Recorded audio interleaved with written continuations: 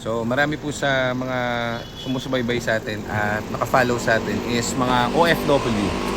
Madami sila. So mga nag-inquiries OFW, mga seaman, mga nasa ibang bansa, malalayong lugar. Tapos ang laging napapansin ko yung mga loved ones nila, yung family nila nandito sa Pinas. So mauhusay din tong mga OFW natin kasi sila na, kunwari, kailangan ng kotse ng misis nila.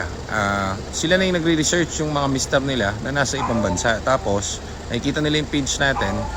Nagtitiwala sila dun kasi parang ambatayan nga ng page kasi natin. Siyempre, trustworthy naman tayo. Hindi naman tayo nang lalamang sa kapwa. So, kahit na no look, andun sila sa ibang bansa, kumukuha sila ng unit dito. Tapos, tiwala sila. So, gano'n na nga itong unit na to. Papakita ko sa inyo. Ford Fiesta na 2014 S top of the line. So ito yung unit na yun. Actually guys, itong unit na Fiesta na to, matagal na sa amin to. Bakit siya matagal sa amin? Hindi namin siya inaalok sa iba kasi pinerfect namin tong unit na to. Hindi naman sa pinerfect, close to perfect syempre, used car to dati kasi may naririnig kami tunog doon sa engine ito. So nirebuild yung buong engine ito.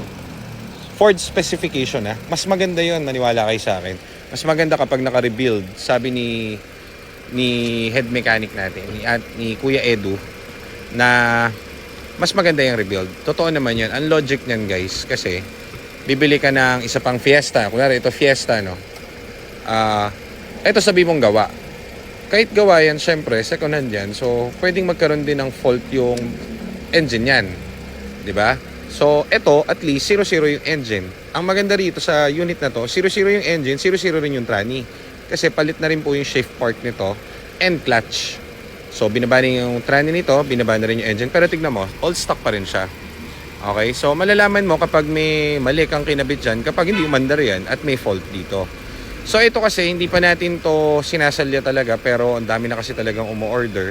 Tapos, katulad nitong kwento nito, OFW yung mister niya, tapos syempre yung misis niya wala namang alam dito sa kotse. So tiwala na lang siya sa atin. So eto na yung final inspection natin sa kanya. Cooling system, nakabukas to parang 8 hours ago, kagabi pa. So hanggang ngayon buhay. Ganda ng cooling system, ganda ng tunog ng engine, bago ang battery. All goods, wala kang maririnig na kakaibang tunog. Pansinin mo yung mga fittings yan, lahat binili namin lahat yan. Kompleto po yan. Binak to original po ulit tong kotse to. So, tatagal to kasi naka-reinforce na yung block nito. Dati kasi parang missing out yata, loose compression yata to dati. Inabutan sa amin tong unit. So, pinraject namin to. Engine niya is 0-0. Tranny niya is palit na shift fork and clutch. Ngayon, ang maganda rito is iniwan lang namin itong naka-ABS. Ang huling code nito is ABS. So, dadalhin ngayon to sa ABS natin. Papagawa natin yung ABS para ma-deliver na later. Nirarush natin. At least okay na yung cooling system nito. Subok na rin to. Hindi lang makalabas tong unit na to sa amin. Siguro mga 2 months ago na tong unit na to. Hindi lang sa amin makalabas to kasi lagi natatakpan ng parking. Lagi siyang may nakaharang, hindi siya nasa likod. Pero ngayon, final inspection na natin kasi syempre yung makakakuha nito is hindi naman ganun kaalam sa kotse.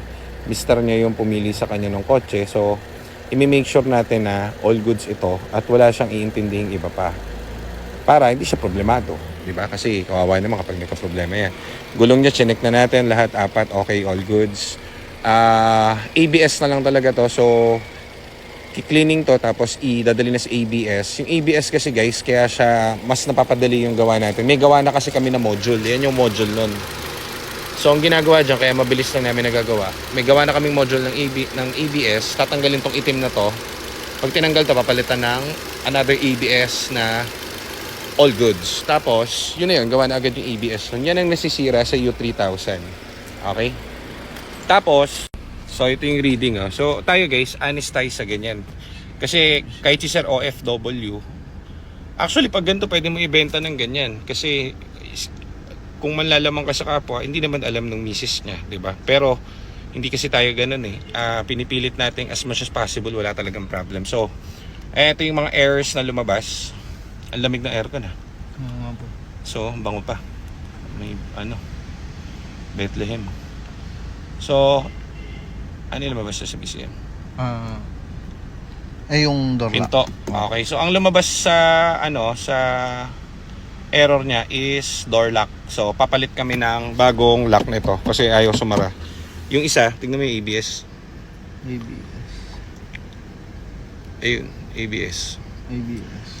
ABS niya is U3000 for sure. U3000. So, pag U3000 ka na, palit ka na ng module. Wala ka magagawa. Back mo na. Tapos, patingin ng ibang green. Ayan, pakita mo lahat ng green. TCM. TCM Transmission Control Module. Ayan, goods. RFA is remote lang yan. And, RFA is ito. Kasi nag-fault. Papalitan namin ngayon ng door latch. Kasama yung BCM. BCM is body control lang. Yung fuse lang yun. Ito nga yun, yung lock. Ayaw mag-lock nito. Ayaw po. Palitan mo ng bagong latch to. Tapos, itong ABS, mamaya mawala. So, scan ulit natin to. Pinapakita natin kasi nga, yung asawa ni ma'am na kukuha nito pagde-deliveran is nasa abroad. So at least pinapakita natin lahat. Ayan yung code nyo sa ABS. Mamaya mawawala lahat yan. Kaya to inopen kasi sinigurado na namin pati alternator pinalitan na namin para walang kaproblema. Medyo marumi ngayon kaya nga time is in the essence tayo dahil coding pa naman to. So kailangan ma-deliver natin to bago mag 5. So hindi natin nirarush, 2 months na sa amin tong unit. Ngayon lang namin papakawalan kasi alam na natin na yung system niya is lahat green and tested na natin sa long drive and everything. Kailangan din natin ng rain gutter na bago. So pabibilan ko ng rain gutter ulit ngayon yan. So yan ang pinakamagandang cooling system. Walang bula, walang pressure, all goods. Tunog ng makina. Sakto yung temperature niya pag nag 100 saka lang nag-high fan. So all goods yan. Sir, ito yung unit na in-order nyo para kay Mrs. So kami na po ang bahala. Finishing namin today and i-deliver. Cavite yata sila. So hintayin natin. Thank you po.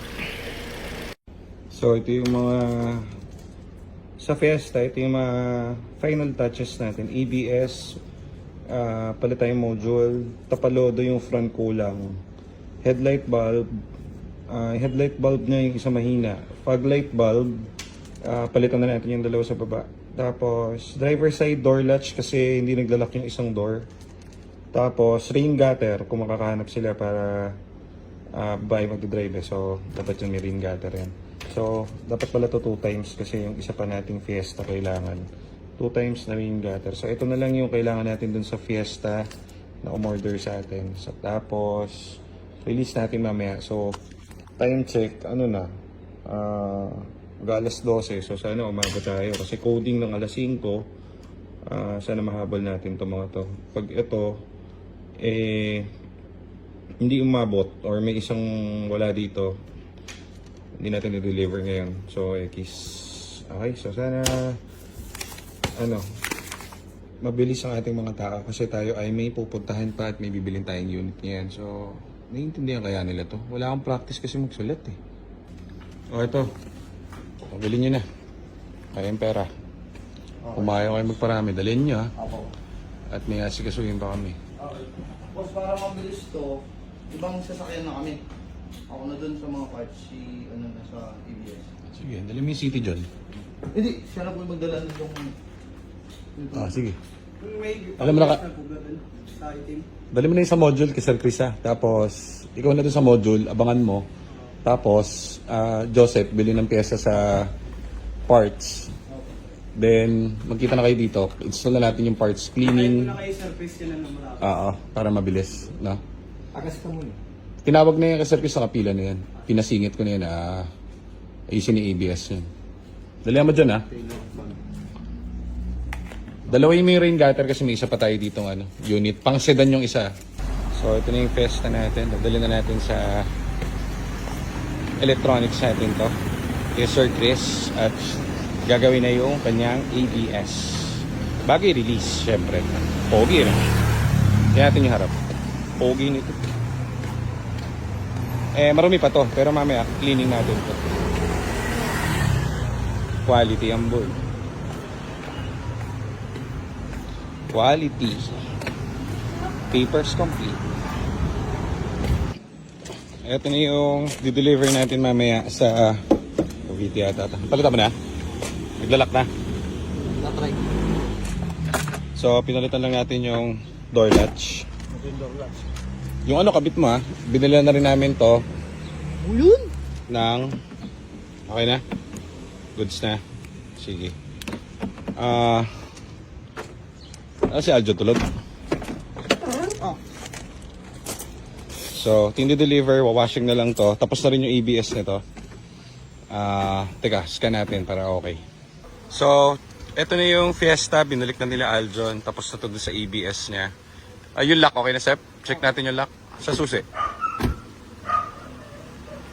So, ito yung pinalitan natin, yung door latch. Yung buong door latch pinapalitan dyan pag may problema kayo. So, kanina hindi kasi naglalak. So, ayan, naglalak na siya ngayon. Buong door latch palit din. So, medyo mahal yan. Pero okay lang. Basta quality. So, ABS naman tayo. Tapos na rin yung ABS na ito. Pwede na nating i-scan. Scanning. So, malayo kasi yung bumili. Ang pagdadalan lang yung asawa ni Sir. So, para alam naman nila kasi long range yung bilihan nila. Tiwala sila sa shop. So, dapat to, bibigay natin yung full money's worth nila.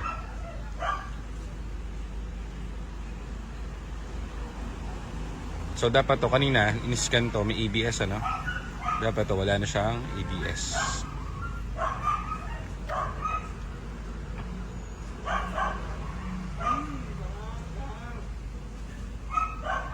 John! So, yun yung ABS niya, color green na. Yung BCM niya, napansin niyo, color green na rin. Kasi naayos na ni Joseph itong latch. Ganda ng scan. So, lahat yung green. Used car yung binibili nyo, pero as much as possible ginagawa natin almost brand new condition. Kung kaya lang naman. Diba? No fault lahat. Anong pinakaiba kapag walang ABS? Wala kayong hill assist. Kapag umangat kayo ng paganon, pa slant, aatras kayo pa ilalim, pabalik. Okay, so system found Zero DTC. 0 DTC. Tapos ABS. Yan, binili mo yung ABS. Binili mo yung ABS mismo. Na-update ka ng ganda. Boss, Rap, ito na yung piyesta natin. Fog lights. Pinagawa nyo pong fog lights. Rain visor. Yan. And then, door latch. Right side, okay na. All goods. Fender liner. Meron na rin. Hindi na nakalabas ang bituka. At